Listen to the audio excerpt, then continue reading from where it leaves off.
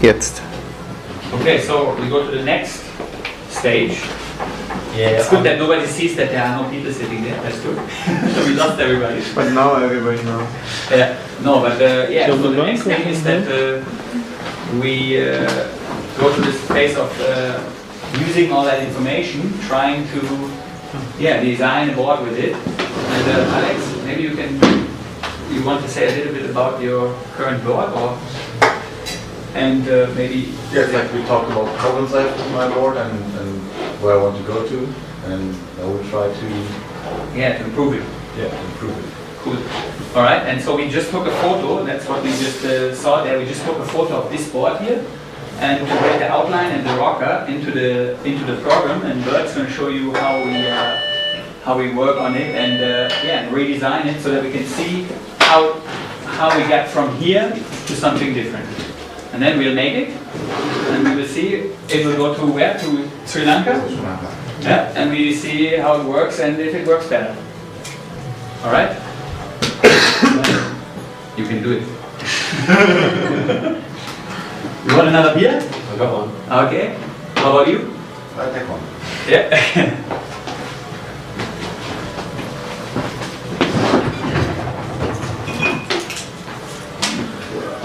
Anybody else? For me. Yeah. Same. Öffner müssen wir ungefähr. So. One of those Russian things? This one? Yeah, sure. Or alcohol free? Ganz vorne. And how? Genau vor dir. Ich mache auf. Norbert. Alkoholfrei noch. Hast du was? Irgendwoher noch ein. War es nicht da? Nein. Hat sich aufgelöst. Hat sie aufgelöst. Ja, aber hier war irgendwo einer. Ja. Ah, okay, ist weg. Ich bin verlegen. Okay, so, Got it. will it even work? Can you explain what you're doing? Well, right now I'm just doing a little bit of photo editing so that I can load the photo into the program. So, like if you look here, I've got, there's no, okay, let's just pull up any design for now. So basically, Okay, just maybe. you see how that's the orientation of the board in the program. So what I need to do is get the photo and orient the board correctly so that when I load it into the program, It'll match. It'll match, yes. Yeah. So So a little bit of preparation. yeah, We should watch some more cooking shows and then you could say, and here's the photo, but we already prepared something. Yeah, but we can, yes, eventually. And the rocker.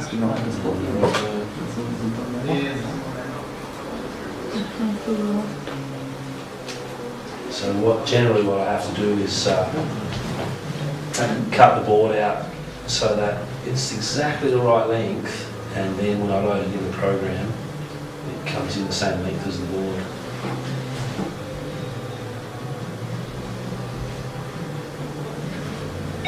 So basically, maybe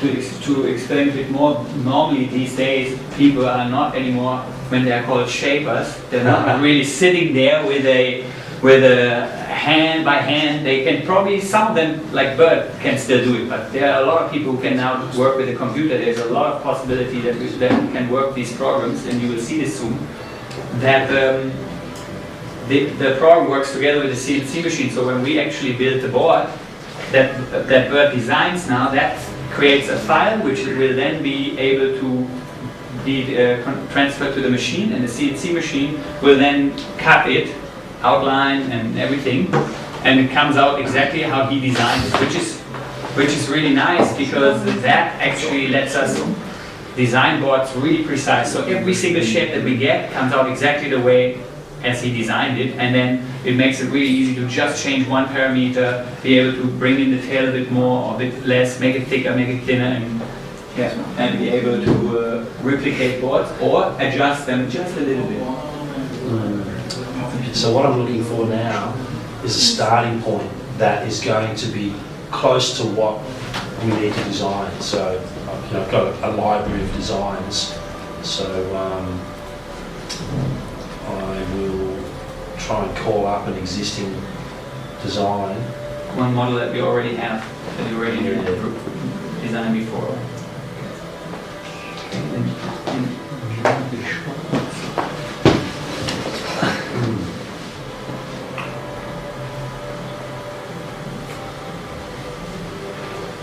Excuse me.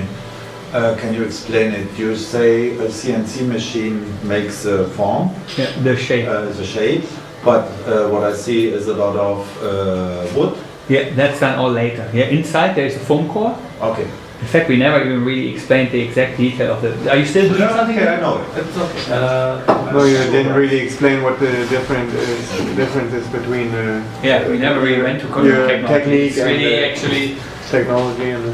Yeah, so maybe while Bert's still looking for it, I can explain a bit the technology of the actual board against the normal board. So when we have a board here, you can see that outside, like we said, there is wood. Okay, the wood is what's visible, but inside there is a foam core, which is it's called EPS. The base of it is very soft. It's only about 14 kilo per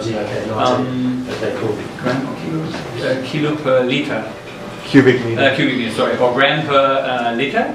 So it's actually very soft. You can really dent it very easy. And when you take a standard PU board, usually you have about 40 kilo in a PU core. The material, and that's going back to the PU, are very low quality, but the way it's all put together works really well. So you have a really good performance with very bad material, and therefore the long lastability is quite low. So people usually use a board if they ride it a lot, maybe a year or maximum 2 years, something like that, and something will happen with it. And so Bert tried to put better material together, and many people did that before, like Surfboards and so on. Then you will have lighter boards with technology. You can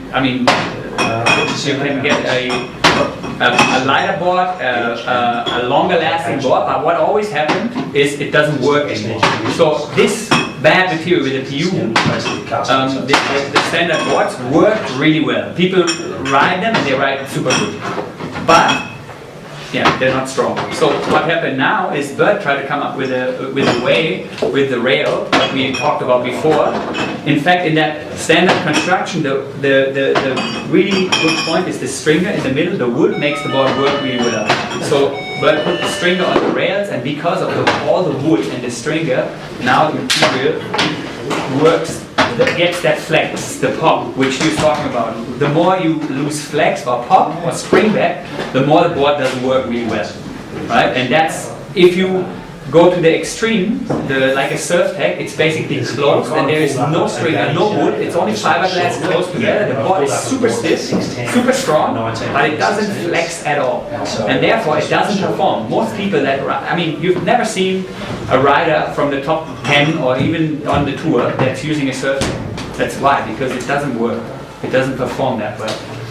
If you're maybe not that good, then you might not feel the difference. But so this one here now has the good material. There is a different kind of resin, and because of this rail, it works really well. So inside there is a foam core, then there is a layer of glass fiber on the foam core before we put the wood, and then we put the wood together and laminate it, put it into a vacuum bag and put it together. And then after that there's fiberglass again and fiberglass. And where the reinforcement and where the areas are where people stand, there is more fiberglass. So the fiberglass makes the board more strong, more stiff in areas where we don't want the board to break easy. Like when you imagine where your foot is here, especially on the heel, there is a lot of fiberglass. Like we start inside between the wood and the foam core. There is a layer of glass right here, and then when we shape the board again, putting the next layers of fiberglass, there's another layer of fiberglass on the bottom here and over the fins, and the bottom is laid around up to here, and then from the back We put 2 layers of fiberglass all over, also here where we stand, plus again underneath around. So there's almost 2 times the amount of fiberglass on the rail here than just everywhere else. So basically that's the construction. But with these materials, and because of the way of the rail is going with the wood, it actually now still flexes. So that's the key of this. So is the EPS totally divided by this rail? What's that? The EPS is totally divided by this rail, so there's 2 parts of EPS in it? No, in fact, when you look at the rail here,